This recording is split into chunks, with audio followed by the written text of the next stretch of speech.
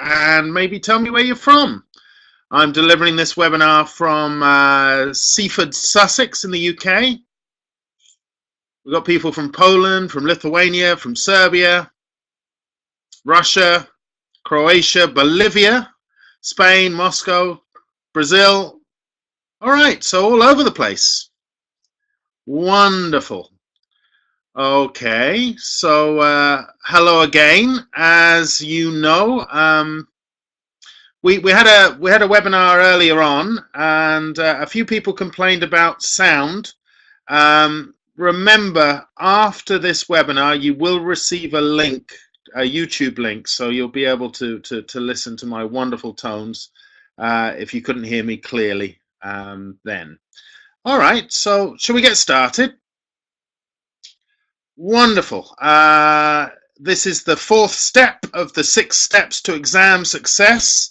A little bit of housekeeping. The session is being recorded.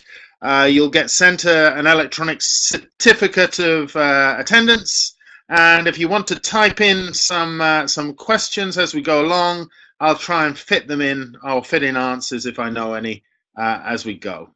All right. So most of this session is going to be practical. We're going to talk about providing.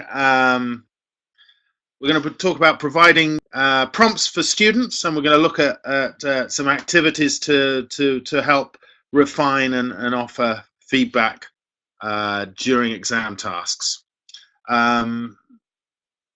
So step 4, giving feedback. As you know, this is part of 6 steps. So next week you're going to join a session on motivating students, and the week afterwards join the course. I'll give you a link to those sign-on sessions at the end of this webinar. Again, we're off the naughty step. We're more than halfway there. Let's get started, shall we? So, dealing with student feedback. Couple of questions for you, maybe to wake you up. We have a question that what's the difference between an error and a mistake? Obviously, input is what the teacher gives, output is the student's performance. Hot correction is correcting immediately, and cold correction is listening and monitoring and deciding that you want to correct maybe in a plenary afterwards. Anyone tell me what the difference between an error and a mistake is? Okay, I'll give you a couple of seconds, and if we try and think of defining errors and mistakes in connection to 2 principles: competence, which is what a student knows, their knowledge, and performance, which is what a student uses. That's right. So, Gabriella, you've hit the nail on the head there. Competence and performance.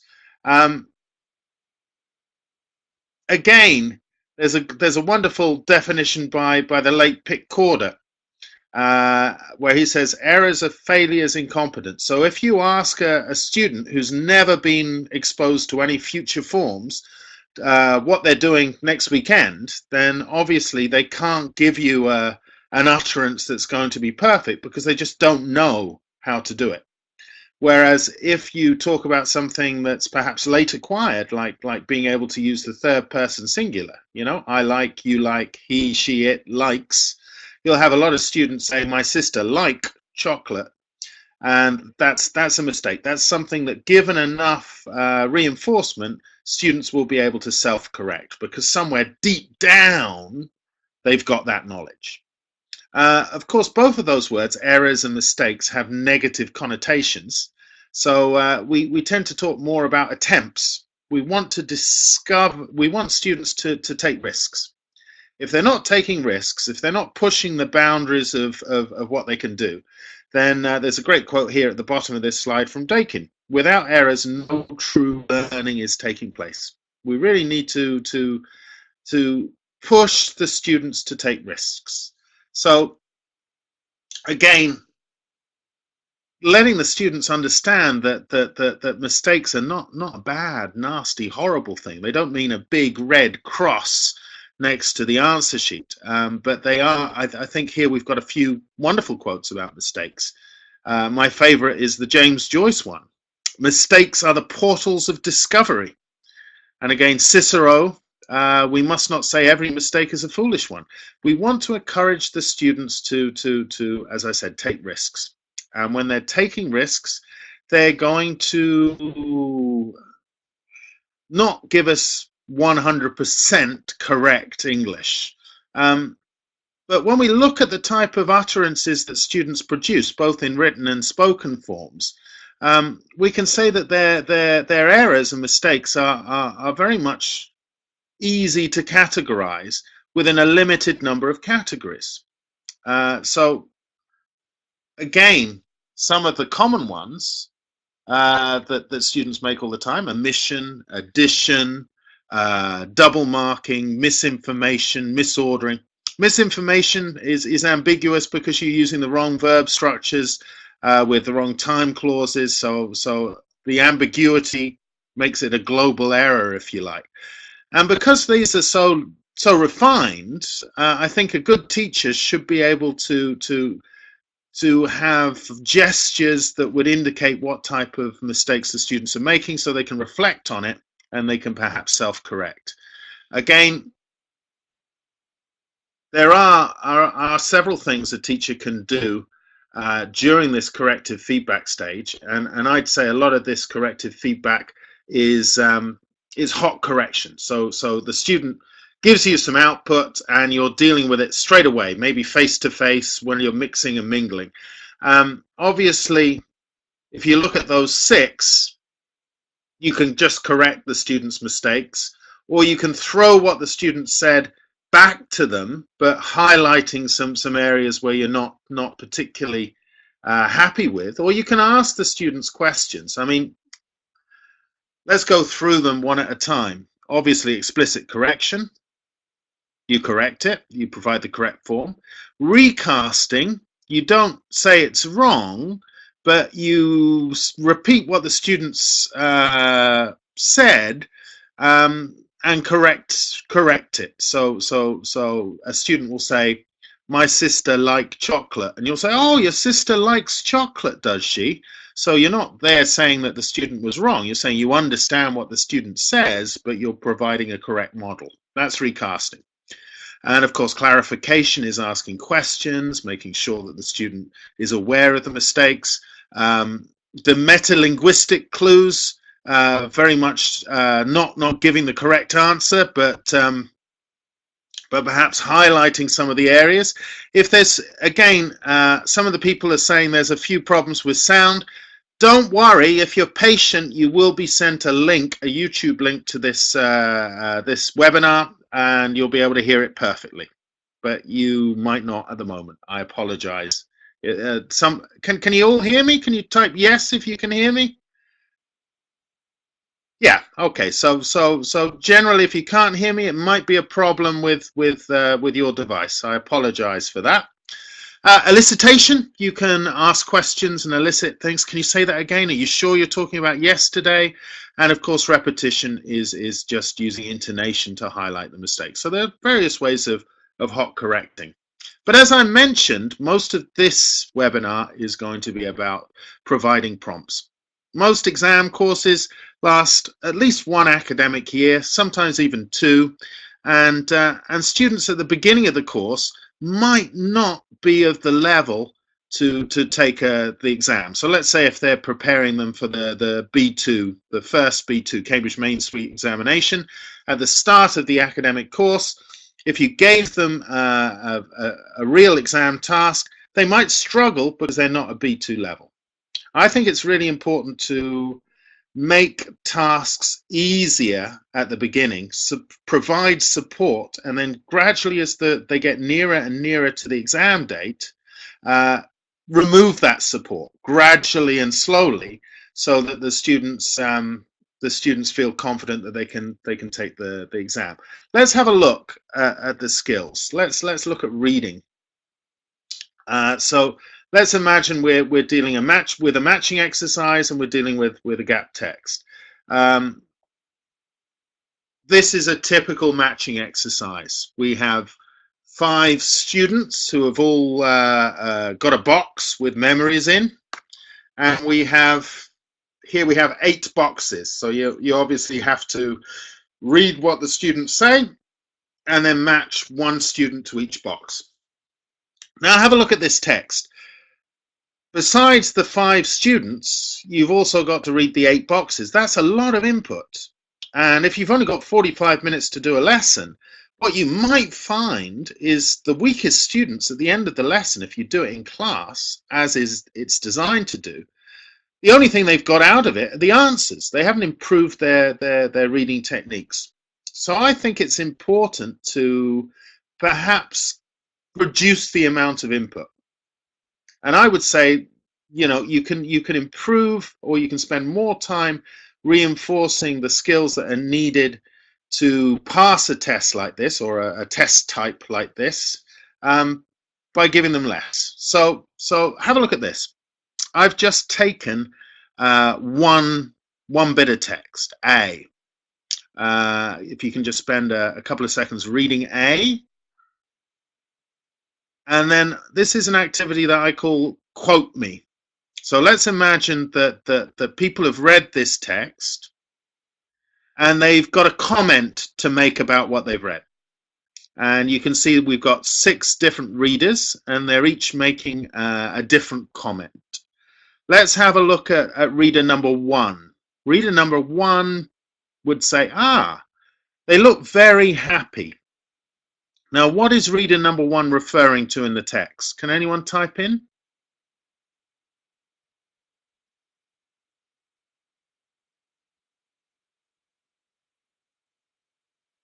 Yeah, obviously they're referring to the family. And of course, number 2, we've got maybe it's where they live. So yeah, the house. And again, we're looking for very clearly. They're standing near a house at the bottom of a valley where they live. Yeah, the valley, the house at the bottom of the valley is the clause. So yeah, we're still talking about the house. So the important thing here is we've got students working with a lot less input, a lot less text, but we're making it very clear to the students what's being tested. We have to look at the words. The words refer to bits of the text, but they don't use exactly the same words. And I think it's a useful exercise. Again, and of course, here is what we're referring to. So obviously a book, it's got a picture of a pen on the cover, and Wellington walking boots, it's plural, they're red and very dirty. So again, the students can look for the clues in the text. And you can spend a good 10 minutes, 10, 15 minutes concentrating on this skill. Whereas if you wanted to do the task as a complete task, you'd find that it would take a lot longer. And you might not have time to give feedback if you gave it as a full task in a classroom. Something else you can do, again, here we've got the second box. So we've got a little bit more input. And I don't think anyone teaches a class of students where they're all exactly the same level. So you might have some students who are a little bit better, and they might complete the first exercise far faster. So you want to give them an extension exercise. Something that you can quite easily do is get the students to look at extending a text. So if we look at B for a second, this box is a big silver box. Let's have a look at this text here. Yeah, here's text B. What we've got here is we've got some clauses that can be added to the text. Now let's have a look at the second clause. Holding a flower in her hand. After what word in the text could we add this clause? Absolutely. Yeah, it seems to make sense, doesn't it? There's a photo of a girl holding a flower in her hand. Yeah. And again, if we look at the last clause and it says, and singing, after which word could we add this and singing? Yeah, playing a guitar and singing. Great. So again, with weaker students, we're looking at where we can add the clauses in, and we provide them with clauses. And with stronger students, they would write their own clauses. So you can use differentiation techniques, but we're still concentrating on less text. Let's go to another exam type. And this exam type is again another matching exercise. And one of the things with these matching exercises, again, here we've got happy to be an intern, and we've got 5 different interns: intern A, intern B, intern C, D, and E. And obviously it's testing for vocabulary. Now, one of the things that I find with this, as I've mentioned before, if we just do this in class, there's an awful lot of text to process. And of course, in the exam, when they come to it, they'll have to process all of that text. But at the beginning of a course, you might want to make it a little bit easier and get them to highlight what's being tested, because you don't want students approaching the different test tasks in the reading exam in the same way when they're testing different things. So with the Cambridge Main Suite examinations, with this type of exercise, all of the answers have the same question prompt. So here the question prompt is, which intern says that? And you've got a choice of 5 interns, remember, and you choose which one. Actually, let's imagine that you're just dealing with one intern. So this is intern A. And I might say to my students, right, okay, let's just look at intern A, and I want you to write questions. And I want you to write questions only about intern A. Forget B, C, D, and E. Let's leave that for homework or for another day. Let's look at intern A. Can you write questions that talk about intern A? And the students work in pairs or in groups of 3. And they'll come up with a list of questions like this. Again, how long have you been an intern? Since March is the question marker. That's a very good question for the students to come up with. Or again, they find the work really thrilling because it's really exciting, etc., etc., etc. Remember, with this type of matching exercise in the Cambridge, they're not looking for specific answers. Yes, exactly. So just getting the students to create the questions, and it doesn't matter if the questions that the students create aren't that good. Again, remember the sentence, the question prompt. The question prompt is which intern says that. So we wouldn't say which intern says that. How long have they been an intern? We'd have to say which intern says that they have been working since March. Yeah. So the structure is a little different from the examples you're giving me. But if you get the students to write words that are a different way of saying the words in the text, indirect questions, exactly, Marta, saying the stuff differently, then they have a clear idea of what's being tested, and that's important. So I'll often get the students to write the indirect questions, if you like. All right, let's go on to use of English. Sentence transformations, hooray! Open close, multiple choice, word formation. So probably the one that the students really struggle with. Let's start with sentence transformations. Again, we did something on this last webinar. Let's imagine you've got a typical exercise. Here we've got an orange sentence, and I suppose it's blue. The blue sentence should mean the same as the orange sentence. In the actual exam, you've got a keyword, and you have to use the keyword to rewrite the sentence. I find that students get lost in the context. And of course, great, you're answering the questions, you're right on task. So I might spend a little bit of time because I don't want to be the imparter of knowledge. I don't want to just give the you're very good, you're very good. I don't want to give them just the answers. So what I'll do is maybe A is the text in the book. I'll write out version B, and it's a cross-referencing exercise. So the students are checking with their partner. They're not checking with me. Yeah? And so they can ask their partner, have I got the answer right? And the partners can check. Now, the key thing is that generally we want the students to look beyond the context.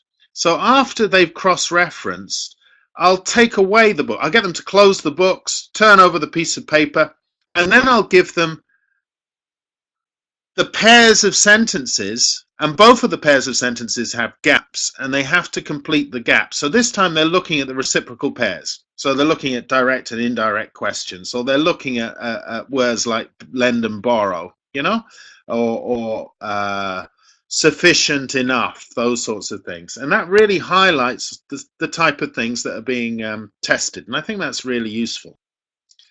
Let's go on, and so there's the type of exercise we're talking about, the sentence transformation. Let's go on to word formation. And I think one of the important things with word formation is that students understand how word forms work. So here's a brief question for you. If you have a verb, how many parts does every English verb have? How many parts can every English verb be broken down to? Not participles, but just parts. Can you give me a number? We got 2, we got 3. Yeah, if you look at a reference book, it'll normally just have 3, but there are more than 3 parts. Ah, Sylvia, you're saying 5, we've got 4. Well, let's have a look. So this is a typical reference. We've got the infinitive, we've got the present simple, present participle, past simple, past participle. So it can be broken down into 5 parts. And of course, if we just take something like the present participle, here we've got playing. And if you look at the example sentences, obviously playing in sentence 1, playing helps children develop.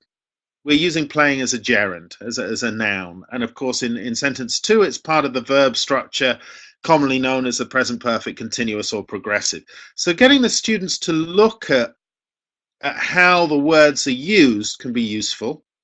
Also, in terms of making it easier for them and getting them to concentrate, I'll give them an exercise like this. I'll put up some of the words on the board, and I'll put up some affixes, some prefixes, some suffixes, and I'll say, right, okay, have a look. How many words, which of these affixes would you use with which of these words?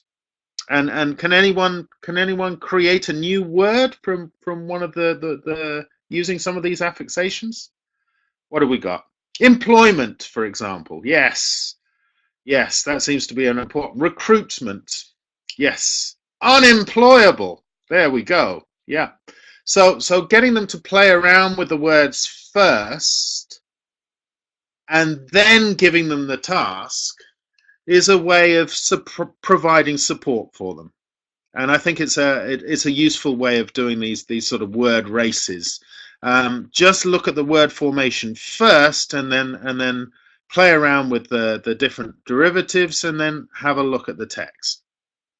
Again, when we look at a multiple choice close, one of the things that makes this difficult for students is a lot of it tests the lexical grammar, the clear collocation. So we're not talking about poetry. Certainly at a B2 examination, we're looking at standard collocations, frequent collocations. Now, I'll sometimes do something called collocation circles. So I'll put some words outside of a circle, and I'll say all of these words collocate with the word in the circle. can you try and work out what the word is? So have a look. And of course, all of these are except for not entirely, they're verbs. So not entirely sure, this is grammatically correct and it's a collocation, but ring sure is not a collocation. Again, obviously, you're very good because you've got true. It seems true, it comes true, it is true, it's not entirely true, remain true to someone in a relationship, ring true, sound true. So this word true is the only word that will collocate with all of them. Again, ring right, yeah, I can understand you, but it's not a collocation, and so it's not, it's grammatically correct, but it's not a standard collocation, so it's not going to be tested in the exam. It is true. Let's do one more. Again, some of these words can come before or after the word in the middle. And Gemma's straight in there. And she's got cash. Let's see if that works. Hard-earned cash. Well, hard-earned cash you can have. Hard-earned money you can have. Hard-earned time I can understand, but it's not a true collocation. Money flow, I can understand it, but it's not the collocation that cash flow is. Hard cash is a collocation. Hard money is not a collocation. Yeah? Cash desk is a collocation. Time desk is not a collocation. So if you look at the words on the outside ring, yes, you can have a time machine and you can run out of time, but really pay time is not a collocation. Pay information is not a collocation. The only word that works with all of them is in fact cash. So getting the students to look at collocations and collocates is really useful for doing this multiple choice, because a lot of it tests collocations. And here, if we look at the exam task, we've got, you know, the example is come right, come live, come real, come true. Come true is the collocation. And of course, cash, you don't have a cash table, you have a cash desk. Yeah, you can certainly, Marta, get dictionary works involved. I think that a dictionary is so much more than just checking the meaning of a word. It's got all this additional information on collocations, and it should be used as a starting point, not an ending point. So I definitely get the dictionary use in. Right, let's do something really difficult. Open close, remember, is it doesn't really test content words. It tests more structural words. Are you ready to do a demanding task in the middle of the day? And you're right, collocations isn't an easy exercise, but it's something that's well worth. Right, okay, so let's have a look at this. I am going to say one of my favorite words, dictation. Are you ready to do a dictation exercise? Okay, so the only thing I want you to write down, I don't want you to write down everything I say, but what I would like you to write down are all the two-letter words you hear. Okay, so if we look at the title of this article that I'm going to read you, Getting the Measure of the Happiest Man on Earth, the only words you would write down, off and on. Yeah, sort of dictogloss activity, but I want you to write as we go. Okay, you ready? I'm going to start slowly and then speed up. And I don't expect anyone to get all of it. Yeah, to get all of these two-letter words. All right. So you're not looking for 100% success. You're just looking to concentrate. Okay, ready to start? Let's go. Matteo Ricard, the happiest man on earth, abandoned a successful scientific career to become a Buddhist monk. Since then, this unassuming man has taken a host of stunning photographs of the Himalayas, acted as the Dalai Lama's interpreter, and meditated for many thousands of hours. According to Ricard, there are a number of misconceptions about meditation. The most common one being the idea that it's all about making the mind go blank. Instead, he explains, what we should be doing is learning to let our thoughts pass without holding on to them. If Ricard himself is anything to go by, this is an approach which produces some fairly extraordinary results. When scientists recently measured the activity of the French monk's brain, they found that the parts known to generate positive emotions were far more active and highly developed in Ricard than there were in others. So much so that the scientists thought their equipment might be faulty. It wasn't. When it comes to measuring happiness, Matteo Ricard is simply right off the scale. Okay, there we go. That was quite demanding, quite intensive. Just have a quick think. How many two-letter words were there in that text? And again, yes, as I said, it's a very challenging exercise, and I don't imagine anyone got all of those two-letter words. Yeah, so 20. Many, yeah, a lot of them. There were quite a few, weren't there? 21. Okay. Now, obviously, I might read the text a couple of times at different speeds, and I'm getting the students to improve their concentration skills, so it's really useful for listening. In fact, there were 35. There were 35, would you believe, two-letter words. Yeah, and of course nobody gets 35. But there they were. And of course, just highlighting this, it means I can give exposure to the text to the students for a couple of times before they actually read it. They listen and they're focusing on the context.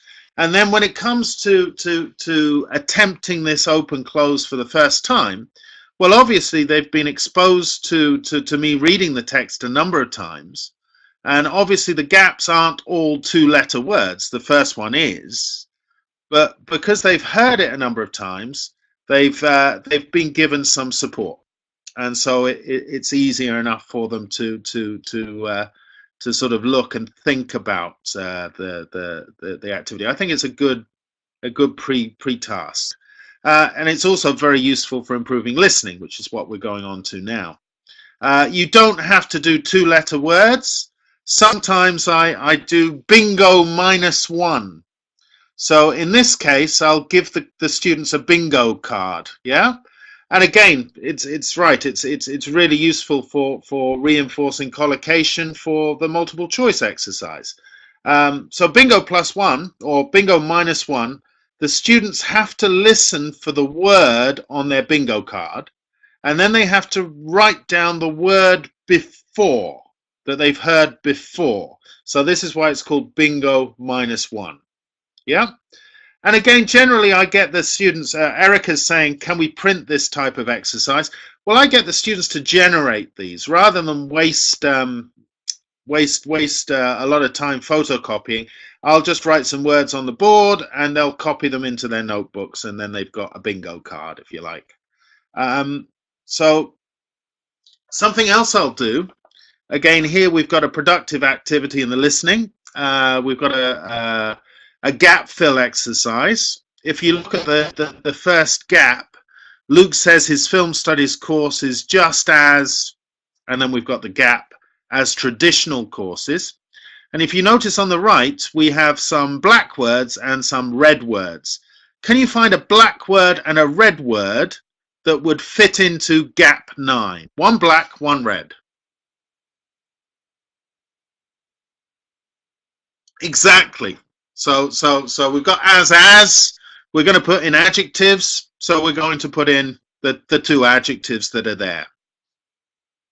And then if we look at number 10, we said students on the course must have ideas about the films they see, which they can with proof. So we need a verb.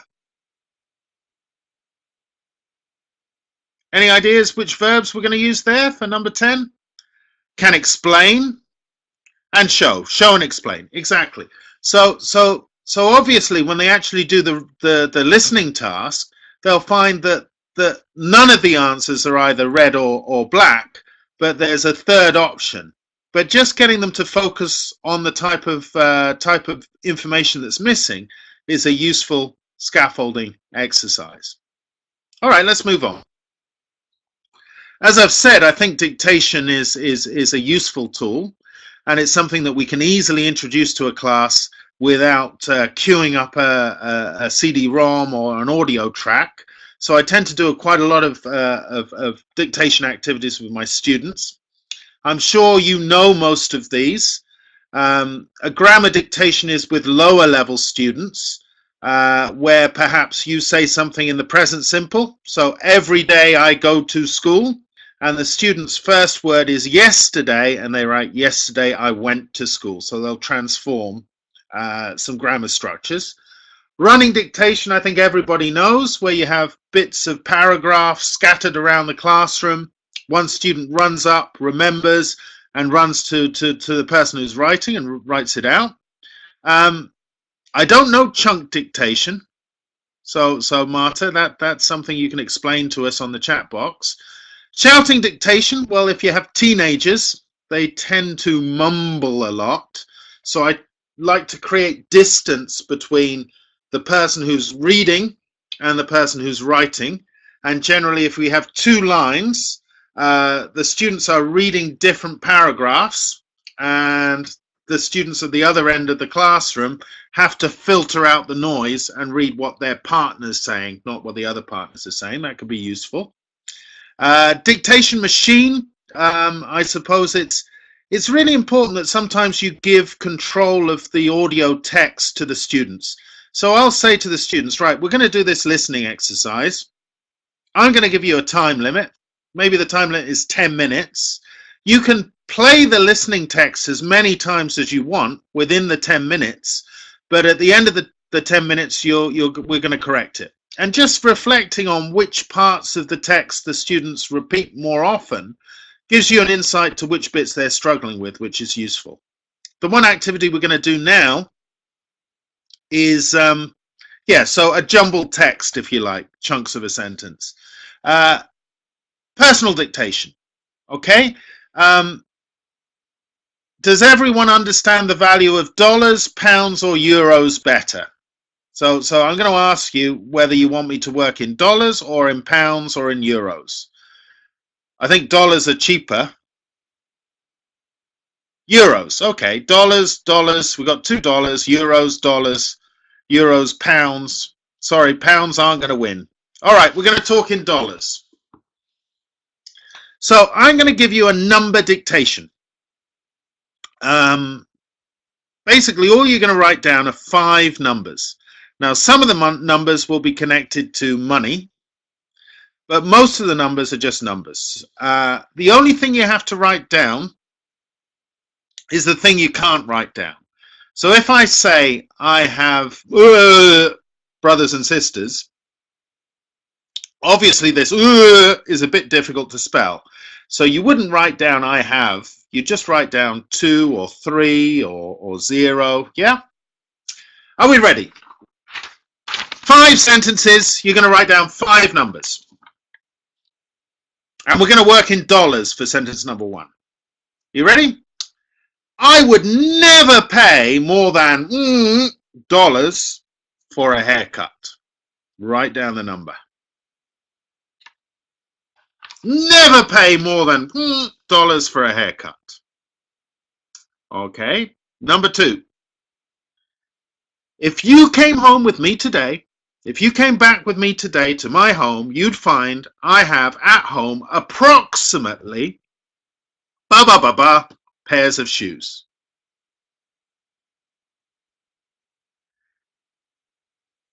50? 53? My goodness, that's not approximately. Oh. Okay, number 3. The most lessons I have taught in a week because of sickness and covering other people is around... Oof, got some hard-working teachers there. Number 4. I'd say, on average, percent of my students regularly do their homework. On average, got some good students, got some bad students. We've got some students all over the place. Yeah. And the last one. I think we'll all be interested in this in the different countries we're around. If you ask me to teach you an English lesson for 60 minutes, a 60-minute lesson privately, I'd expect at least dollars. Oof, Alicia, $100. My goodness, you must. Oh, lots of $100. You're a lot more expensive than I am sometimes. At least. There we go. So that's a personal dictation because, of course, I'm asking you to write down something that's true for you. But because it's true for you, you probably remember the original sentences better. Can you remember any of the words that modified the numbers in the original utterances? So what words did you hear that so approximately, around, yeah, about, at least, yeah, and here are the sentences. So you can see, because I've made it memorable to you, you're more likely to concentrate on the language. Right, let's move on to speaking. Again, one of the things I find with speaking is if you're teaching in one country, a unilingual class, any speaking activity is fairly unnatural because why aren't they speaking in their mother tongue?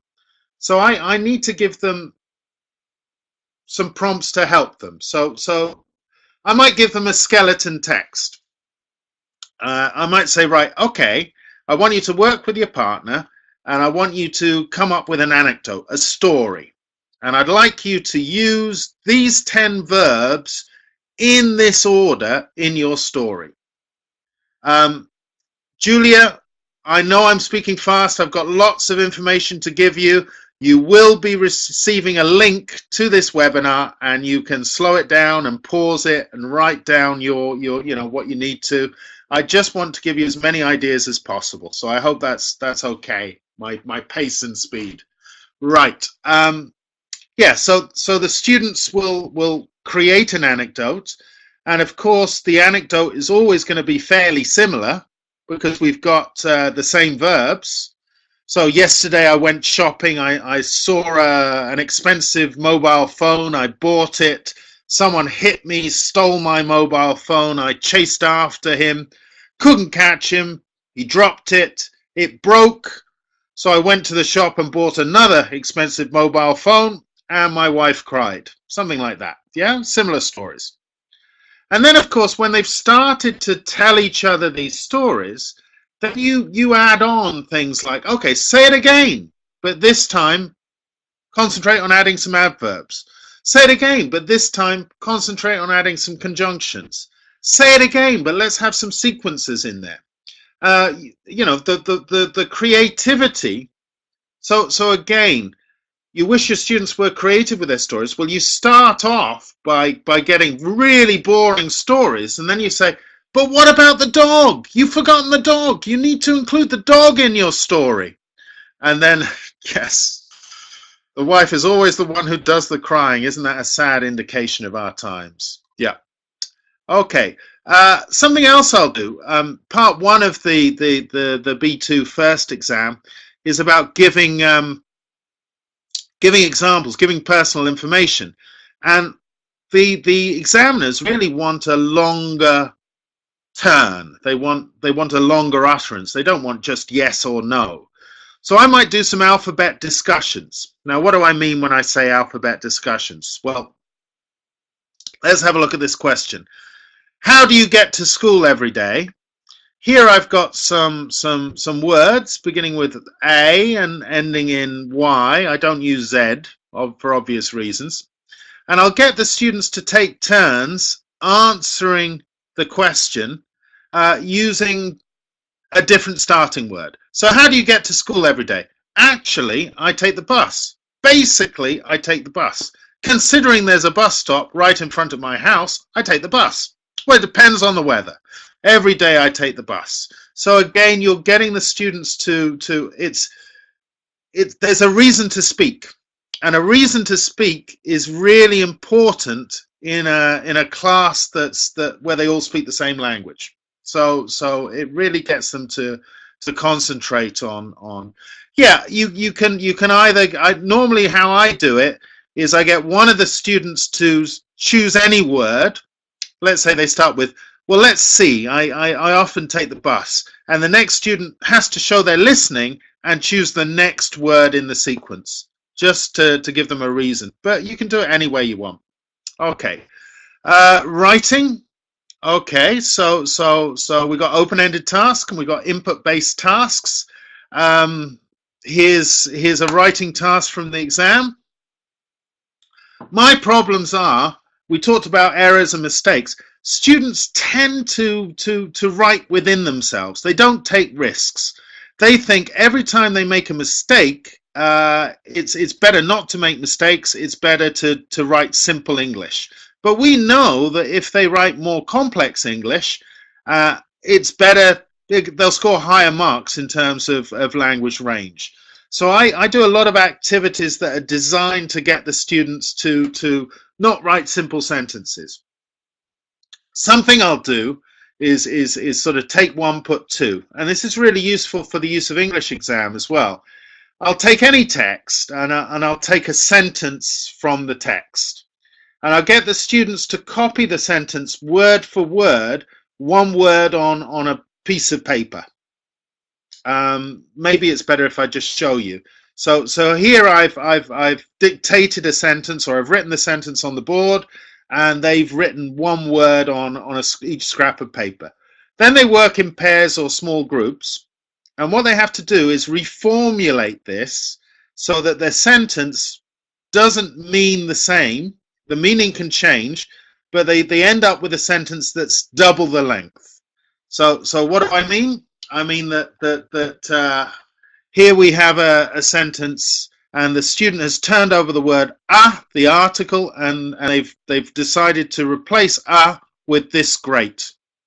And it's a race. Different teams try and compete and see who finishes first. Gradually, they're turning over more and more words, and they're replacing the single words with two words. And at each stage, it has to make grammatical sense. So it's very easy for the teacher to go around and check. You just turn over a word and see if it still makes sense. The sentence makes sense with one word rather than two. Till eventually, the winner is the one that has, the winning team is the one that has a sentence that's twice the length. Another activity I do is before and after. I'll get the students to have a piece of paper, and again, they're working in teams. And in the middle, in the center, I'll get them to write one word. And they've got a line. So they've got before the word and after the word. And then I will say at random, before or after. And if I say before, the students have to write something that would make the sentence true. Yeah? And after, again. So you can see here, if I said before, you might say, please write. Or if I said afterwards, you say, write to me. Or if I said before and then afterwards, you get, please write to me. And then gradually, again, they're working in teams, not individuals, and I give them a little bit of time to reflect on it. Gradually, you get longer and longer sentences. Please, will you write to me tonight? Please, will you try to write to me when you get home tonight? If you have time, please, if you have time, will you try to write to me when you get home tonight and tell me about it? So gradually we're going from, and again, please, if you have a bit of time, will you try to write to me tonight when you get home and tell me all about it? So this is a way of really focusing the students on to writing longer utterances, and I think it works quite well. Again, I don't know about you, but I actually shed tears over the punctuation of some of the written texts that I have to correct with my students. So what I'll do sometimes is I'll invest a little bit of time and I'll produce a text like this. And obviously this text has no punctuation. I won't ask the students to punctuate. I'll ask the students, I'll say, right, I'm going to read you this and I'm going to pause. I'm going to read you and I'm going to pause. Think before I read where I'm going to pause. And generally pauses indicate clauses or they indicate full stops, so they help with punctuation. So I read it. The students see if they've got the right pauses in for the reading, and then I get the students to punctuate. And I think that works quite well. Again, someone mentioned in a chat box that students aren't that creative. Using a technique like cubing, where you ask the students to answer a question, but you ask them to ask 6 additional questions to help brainstorm ideas. This is an activity by husband and wife Cowan team. And of course, by asking questions, you generate ideas. You generate ideas for open writing tasks. And focusing on productive writing. So a little bit of writing can go a long way. So let's say we've got a genre like a CV or a resume. I'll say, okay, so these are power verbs. I want you to pick 2 verbs and write 2 sentences that are true for you. And you're focusing on productive writing. Again, it's quite difficult to get the students to really see the difference between a pass and a distinction in some of the. It's very easy to work out whether the written attempt will pass or will score highly. It's a little harder. So I get the students to think about lexical density, lexical variety, and lexical sophistication. So they won't count every word in their text, but I'll get them to choose a paragraph and count out how many different words and which words are outside of a defining dictionary, if you like. Which words are, so the cup is on the table, the cup is on the surface is outside of the top 2,000. We have to remember that when we're teaching for exams, I mean, a teacher plays many roles. Here are a few of them. But when we're teaching for exams, what the students want to know, they want to be coached. They're like a sports team. How do we win? How do we get through? And I think it's important to make clear to them that there is a coaching cycle, that we're going to practice word formation exercises. If you don't know enough affixes or prefixes and suffixes, we're going to plan some of those into the lesson. We're going to give you some tasks to do, and we're going to ask you to reflect on how you do it. And this coaching cycle, if you include the students into the cycle, can be useful in saying, okay, a byproduct, you're going to improve your English. But the main thing is, how do you get through the exam? And by breaking down each of the task types to a distinct skill or sub-skill and concentrating on it can be really useful. Again, in terms of evaluating performance, make sure, I mean, when that you're using a scale that the students can refer to and see whether they're going to pass or fail in the exam. We know when they take an exam, they will get feedback from Cambridge. And the feedback normally responds to different skills, and it's connected to the Cambridge English scale.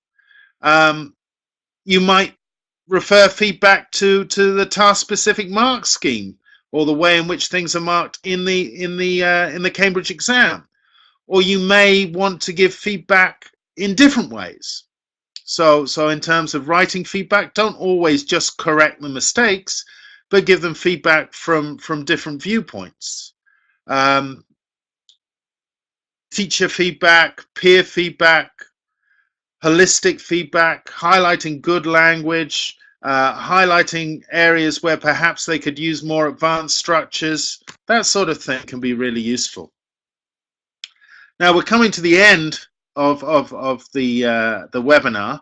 One of the things that I think is really important when we focus on feedback, that if we're dealing with different skills, and let's say reading, writing, listening, speaking, and use of English, obviously different task types in the exam will test different things. So our feedback, I mean, here's reading. Our feedback will concentrate on different skills. And so we might do a part of an exam task, but part of the exam task will only be concentrating on identifying tone, for example. The tone of the speakers in the multiple choice listening can be quite important. Are they angry? Are they happy? Are they upset? And so we might just concentrate our feedback on one area rather than all of them. And I think this can be quite important. Again, listening. Okay, can anyone hear me? Are people hearing me still?